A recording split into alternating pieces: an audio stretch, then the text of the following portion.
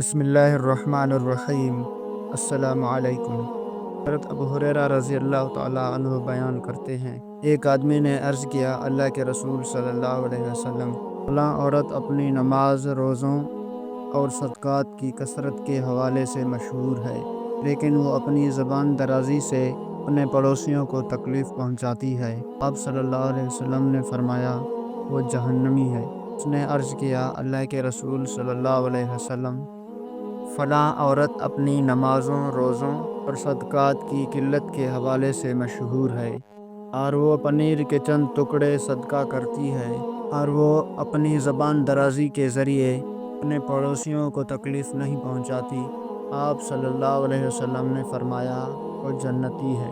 حضرت عبداللہ بن عمر رضی اللہ عنہ بیان کرتے ہیں، رسول اللہ صلی اللہ علیہ وسلم نے فرمایا، اللہ کے نزدیک بہترین ساتھی وہ ہے جو ان میں اپنے ساتھی کے لیے بہتر ہے، اور اللہ کے نزدیک بہترین پڑوسی وہ ہے جو اپنے پڑوسی کے لیے بہتر ہے۔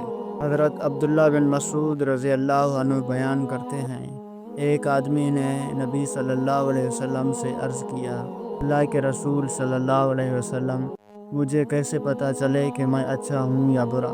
نبی صلی اللہ علیہ وسلم نے فرمایا، جب تم اپنے پڑوسی کو کہتے ہوئے سنو کہ تم اچھے ہو تو تم اچھے ہو، اور جب تم انہیں کہتے ہوئے سنو کہ تم برے ہو تو تم برے ہو۔